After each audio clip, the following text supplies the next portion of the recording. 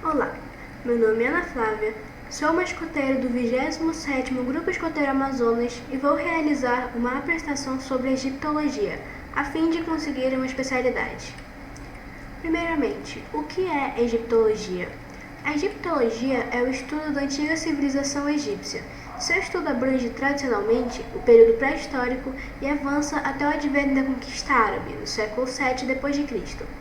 Digo tradicionalmente porque são os períodos mais estudados, mas estão ficando cada vez mais populares os estudos sobre o Egito pré-islâmico, o Egito contemporâneo e até mesmo o Egito antes da ocupação humana. A egiptologia abrange uma vasta gama de áreas de estudo. Trata-se de um processo de reconstituição daquela civilização a partir de análises linguísticas, literárias, arqueológicas e artísticas. Qual é a importância da egiptologia? Por se tratar de uma região rica em manifestações culturais e de importância histórica, o Egito desperta interesse dos pesquisadores desde a antiguidade. A egiptologia é importante justamente por estudar a cultura egípcia e entender o que ela influencia na atualidade. Qual foi a origem da egiptologia? O desenvolvimento dessa ciência ocorreu durante o século XIX, quando Napoleão Bonaparte estabeleceu campanha no Egito no século XVIII. O desenvolvimento cultural nessa região foi um sucesso, e depois dessa campanha, estudiosos começaram a lançar vários livros que despertaram o interesse na comunidade na região egípcia. A partir desse momento, foram realizadas escavações intermináveis no Egito, onde foram encontrados inúmeros materiais de valor histórico. Mas quem estuda egiptologia? Quem estuda egiptologia se chama egiptólogo, que é um especialista em estudos sobre o Antigo Egito, nomeadamente nos domínios da arqueologia, papirologia, epigrafia, história e história da arte. Já que falamos sobre egiptólogos, vamos citar alguns egiptólogos que foram importantes. Primeiramente, temos Jean-François Champollion. Ele nasceu no dia 23 de dezembro de 1790 e digamos que teve um papel muito importante na egiptologia, porque em 1799 foi encontrada a Pedra de Roseta, que apresentava o mesmo texto em 3 escritas diferentes, hieróglifa, demótica e grego. Ele passou quase 2 décadas estudando a Pedra de Roseta até conseguir decifrá-la integralmente usando o grego como base de comparação. Seu estudo permitiu que a egiptologia entendesse essa antiga escrita egípcia, então, com Champollion, a egiptologia teve início de fato. Depois ele morreu no dia 4 de março de 1832. Depois temos Pierre Monteve, que nasceu no dia 18 de junho de 1885. Depois de crescido, conduziu escavações na Líbia e no Egito, dentre as quais entre 1939 e 1946, a importante necrópole real de Tanis. Dirigiu também as escavações nos túmulos quase inalterados dos faraós Ramsés II e Psusenes I. O extraordinário tesouro, hoje em dia conservado no Museu Egípcio do Cairo, é a similaridade do legado do túmulo de Tutancâmon. Pierre Monteve morreu no dia 18 de junho de 1966. E por último, não menos importante, quer dizer, mais importante no caso, nós temos Howard Carter. Howard Carter nasceu na Inglaterra em 1874. Era filho de Samuel John Carter, um artista que treinou e desenvolveu os talentos artísticos de Howard. Com 17 anos, foi convidado a atuar como assistente em uma escavação e em 1907 foi contratado por Lord Carnarvon para supervisionar escavações no Egito, estas que foram interrompidas em 1914 por conta da Primeira Guerra Mundial e retomadas em 1917. Em 4 de novembro de 1922, o grupo de escavação de Carter encontrou os degraus que levavam a uma tumba. Em 16 de fevereiro de 1923, pôde enfim abrir a porta selada, descobrindo que levava a uma câmara onde descobriram o sarcófago de Tutancâmon. Esta tumba é a mais intacta e preservada descoberta em todo o Vale dos Reis, de elevado valor histórico e arqueológico. Por fim, Howard Carter morreu na Inglaterra em 1939. Vamos falar um pouco sobre as crenças agora. Quem foram os 5 principais deuses do Egito? Primeiramente, temos Ra, que foi o grande pai dos deuses e criador do mundo. Depois, temos Osíris, foi o deus do outro mundo. Trouxe as plantas e as estações do ano para a terra. Era o juiz dos mortos. Depois temos Ísis, que era a esposa e irmã fiel de Osíris, deus da magia. Depois temos Horus, era o deus da monarquia. Assumiu o aspecto de Shu como divindade dos céus. E por último nós temos Sete, que era o deus maléfico do Antigo Egito. Inicialmente era visto como um deus bom, mas passou a ser considerado um deus mau quando o mito de Osíris e Ísis começou a se espalhar pelo Egito Antigo. Vamos falar sobre o processo de mumificação, que é o fenômeno natural ou artificial da preservação de um corpo. Era bem comum no Antigo Egito até. Era feito especialmente com faraós e essas coisas. Daí que vinham as múmias. E quais eram as etapas do processo de mumificação artificial egípcia? O primeiro passo era a retirada do cérebro pelas narinas. Essa etapa era realizada com pinças de metal. Depois, a retirada da maioria dos órgãos internos. Apenas o coração não é retirado, porque os antigos egípcios acreditavam que as emoções ficavam armazenadas no coração. Depois, cobriu-se o corpo com uma mistura de sais denominada de natrão e colocava essa mistura também no interior do corpo, durante 40 a 72 dias, com o objetivo de retirar toda a água do corpo. Depois disso, lavava-se o corpo para retirar o natrão a partir de bálsamo e óleos essenciais. E por último, o corpo era enfaixado com panos feitos de linho. Daí surgiam as múmias. Já que falamos sobre mumificação, vamos mencionar também os faraós, porque muitos faraós passavam por esse processo. Então vamos falar sobre 6 faraós do Egito especificamente. Primeiro, da 18ª dinastia, nós temos Amenhotep IV, que seu reinado começou em 1353 a.C. Foi o fundador do período Amarna, substituindo o culto egípcio tradicionalmente politeísta pelo atonismo monoteísta. Seu reinado chegou ao fim em 1336 a.C. Depois temos Tutankhamon, esse teve o reinado iniciado em 1332 a.C. Durante o seu governo, termina o período de Amarna, substituindo-se o atonismo monoteísta pelo culto egípcio tradicionalmente politeísta.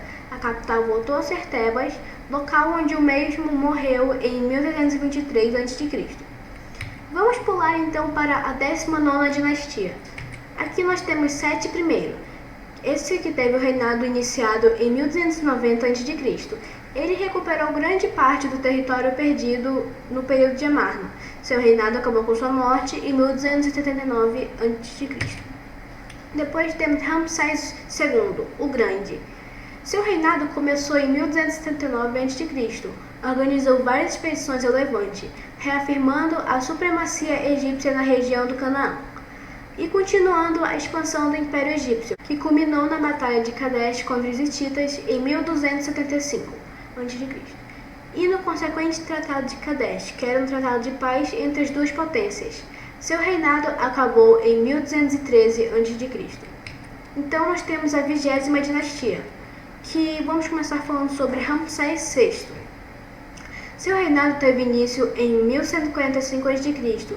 No seu reinado, apesar de manter o controle da Núbia, o Egito perdeu a maior parte das suas posses na Síria e Palestina. Seu reinado acabou em 1137 a.C. E por último, temos Ramsés XI, que durante seu reinado, o Egito divide-se novamente, dando início a uma nova fase de problemas internos. Os sacerdotes de Amon estabelecem, a partir de 1080 a.C., uma capital em Tebas, onde governam como monarcas. Seu reinado chegou ao fim em 1077 a.C. Então agora vamos falar sobre a religião em si. As crenças egípcias giravam em torno da adoração de vários deuses, que era considerado politeísmo, e a crença em deuses com forma humana e animal, o antropomorfismo. Muitos deles eram associados a determinadas forças da natureza. O politeísmo egípcio era acompanhado pela forte crença em uma vida após a morte, e é a partir desse princípio religioso que podemos compreender a complexidade dos rituais funerários e a preparação dos cadáveres através do processo de mumificação. Então, resumindo, tudo o que eles passavam para a mumificação era para alcançar um paraíso, por assim dizer. Então vamos falar somente sobre isso, sobre a pesagem das almas. A pesagem das almas, ou psicostasia, era mais um julgamento, uma etapa importante na passagem do defunto para os campos de Yaro, o paraíso dos antigos egípcios. A pesagem das almas era assim uma forma de justificação moral do defunto perante os deuses, o passo que conduzia ou não à osirificação do morto, ou seja, tornar-se um Osíris, um ser com vida eterna. E onde se encontram os tesouros do Antigo Egito? Olha, porque eu admito, eu não queria procurar todos os locais onde tem tesouros do Egito Antigo, então eu apenas peguei o local onde a maior parte de tesouros está concentrados. Esse que é o Museu Egípcio do Cairo, que contém a maior coleção do mundo de antiguidades faraônicas.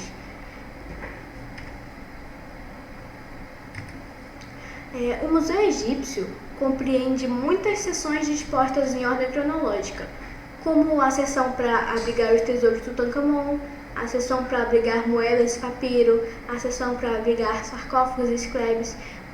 Originalmente, esses são só exemplos.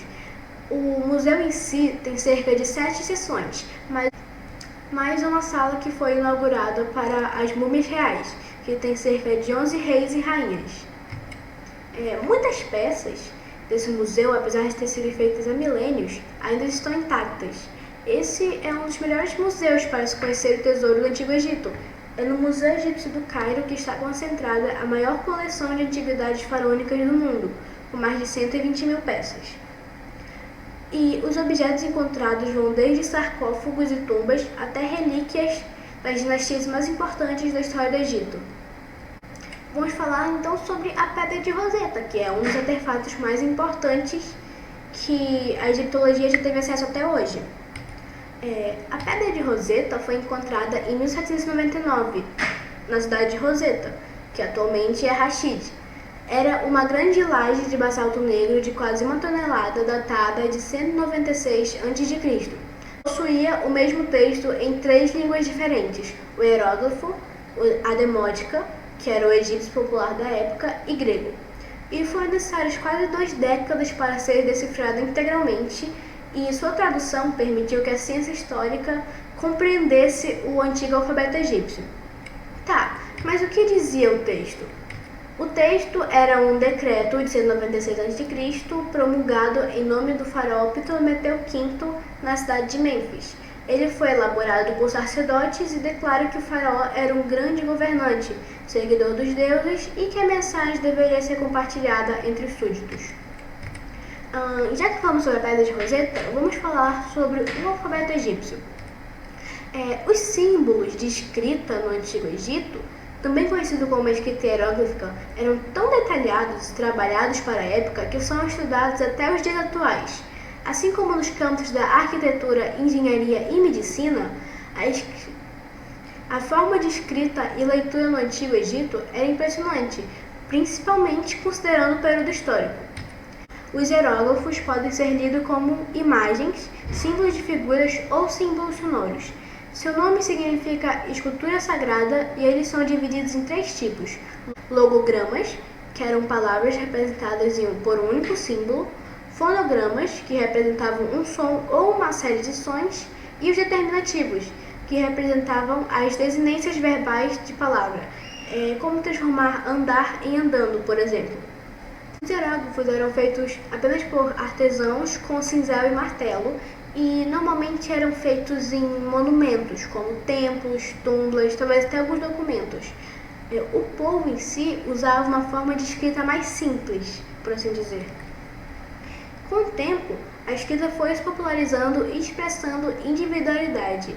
Existem registros da primeira dinastia que já trazem imagens de pessoas, que não eram necessariamente faraós, com nomes ou títulos. Também é possível ler descrições de imagens, explicando o que está retratado como uma espécie de legenda. Então vamos falar um pouco sobre os hieróglifos de acordo com o nosso alfabeto. Como podemos perceber, algumas letras possuem mais de uma forma de ser representada, como o B, o H, o N e o T. Também podemos observar que o X e o Z não existem no alfabeto egípcio. Então vamos partir para os logogramas. Como eu já mencionei, eram símbolos para uma única palavra. Também podiam ser nomes próprios ou situações do cotidiano. Como eu disse, eram um único símbolo para uma única palavra, como homem, mulher, criança, Deus. Não precisava necessariamente usar vários símbolos para tentar descrever uma única palavra, pois elas já tinham um símbolo próprio. Vamos falar sobre os números do Antigo Egito. Os números também fazem parte da escrita. Cada figura representa um numeral e é a forma que a sociedade tem de documentar diversas situações. Eles também tinham amuletos, que podem ser encontrados em diversos registros da escrita no Antigo Egito. Eles representavam proteção e tinham uma conotação religiosa.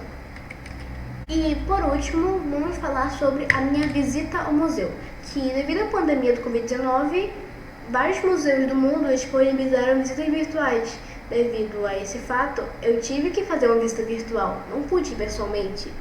E o museu que eu escolhi foi o Metropolitan Museum of Art, localizado em Nova York, que é conhecido popularmente apenas como MIT. Devo observar que a visita virtual foi disponibilizada apenas em 6 vídeos não muito longos, então eu não pude visitar todo o museu em si. E o ponto alto da minha visita foi o Templo de Dendur. Eu vou falar um pouco mais dele depois. Agora eu vou falar um pouco sobre os artefatos da coleção egípcia do MIT. Que a coleção de arte egípcia tem cerca de 36 mil objetos de grande importância artística, histórica e cultural, que datam desde o período paleolítico ao período romano. O Metropolitan Museum of Art está certamente entre os dos melhores museus de egiptologia fora do Cairo. E hoje praticamente toda a coleção está em exibição em suas coleções localizadas no lado oriental do piso térreo do museu, com objetos dispostos em ordem cronológica. Estes, como eu já disse, não pude ver todos, porque nem todo do museu está disponibilizado para visitas virtuais. Quando criada em 1906, a seção de arte egípcia do MIT tinha como objetivo gerenciar o já considerável acervo de arte do Antigo Egito no museu. A coleção foi crescendo desde 1874, graças a doações individuais e pela aquisição de coleções particulares, bem como começou a fazer parte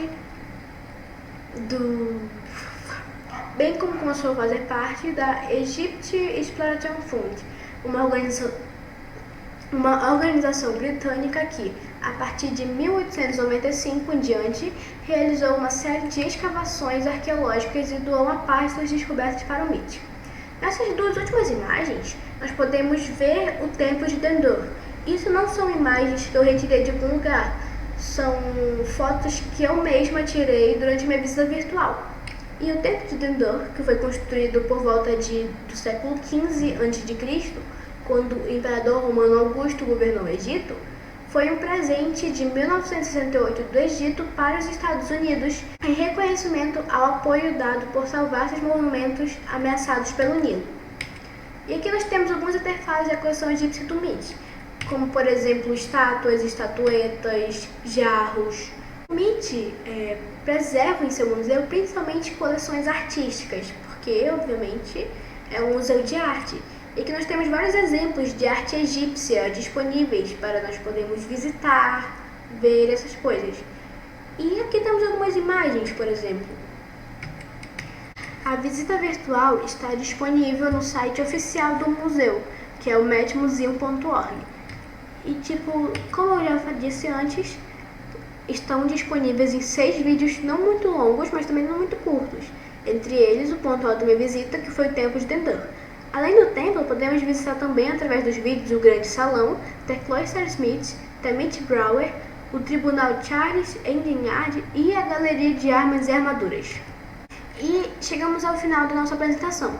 Essa apresentação visa conseguir a especialidade de egiptologia, realizando os seguintes requisitos. O link do site vai estar na descrição desse vídeo. junto com os links que eu usei para conseguir formar essa apresentação. E desde já, muito obrigada pela sua atenção.